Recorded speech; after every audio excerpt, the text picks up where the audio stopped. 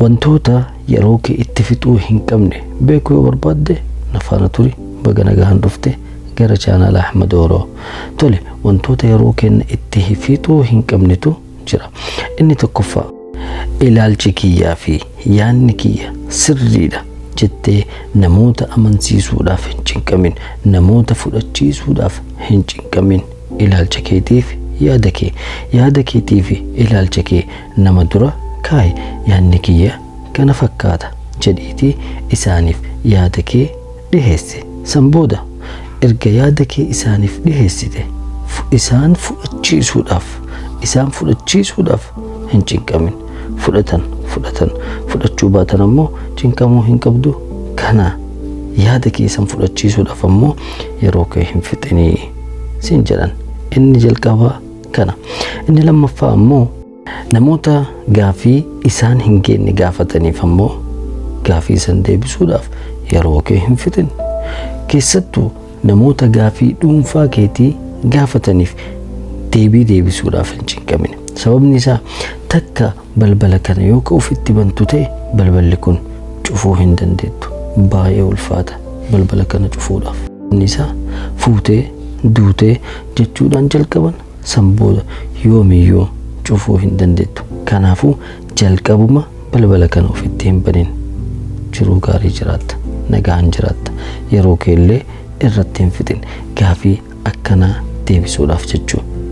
Inni sadaffaan ammoo ani nama gaariidha jettee nama amansiisuudhaaf hin yaalin. Sababni isaa haguma feete nama gaarii ta'uu kee namaaf ibsitullee namoonni si jibban yoomiyyuu ima jiraatan. Inumaa namoonni garii waan ati gaarii taateef si jibban. Kanaafuu gaarii ta'uu kee siifi, gaarii ta'uun kee siifi. Gaarummaa kee ammoo hojii keetu ibsa waan ta'eef kanaafuu ani gaariidha jettee namaaf ibsuudhaaf yeroo kee hin fixin. Inni afuraffaan ammoo waan dabarsite irratti yeroo kee hin fixin. Waan dabre san fiddee fuuldura kee keettee san booda mataa qabattee yeroo garii ammoo imimmaan buustee yeroo kee bilaashatti hin fixin. Wanni dabree jira. Harka duuba deebistee waan san ittiin sirreessitu yoomiyyuu godhachuu hin dandeettu harka akkasiisa. Kanaafuu waan dabre jettee irra kutuu qabda. Laakiin waan dabre san deebisuu yoo ka barbaaddu ta'e haala tokkoon deebisuu dandeetta. Inniin kun wanni ati dabarsite sun waan dhugamaan barumsa qabu yoo ka ta'u taate duuba deebistee waan san irraa waan baratte of yaadachiisuu hin dandeetta. Kanaan ala inni shanaffaan ammoo niyyaa namaa keessa hin seeninii siin jedha. Sababni isaa niyyaa namaa keessa beekuu hin dandeettu. Kanaafuu niyyaa namaa keessa seentee yeroo kee bilaashatti hin fixin. Kanaafuu obboleessa kiyya obboleettii tiyya hin dhageettaa miti niyyaa namaa keessa hin seenin. Sababni isaa niyyaa namaa beekuu hin dandeettu waan ta'eef. Niyyaa nama san keessa jiru waan nama san keessa jiru yoo beekuu barbaadde namuma san gaafadhu.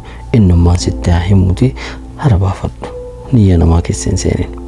Wantoota yeroo kee itti fixuu hin qabne gabaabsinee irraa dubbannee jirra. Mee wantoota yeroo kenna itti fixuu hin qabne kan hin dubbanne yoo ka jiraattu ta'e komentii jalatti barreessuu hin dagatina.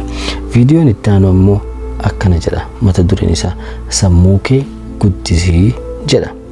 Sammuu kee tana guddisii. Viidiyoo itti aanutti na eeggadhaati. Viidiyoon kun yoo ka isinitti tolu taate like, share, subscribe gochuu hin dagatina. Namoonni haarofti warroonni maatii ta'an ammoo waan gootan hin bitan waan ta'eef isinitti himuun isinitti dhaamuun hin barbaachisu. Nagaan naaf tura.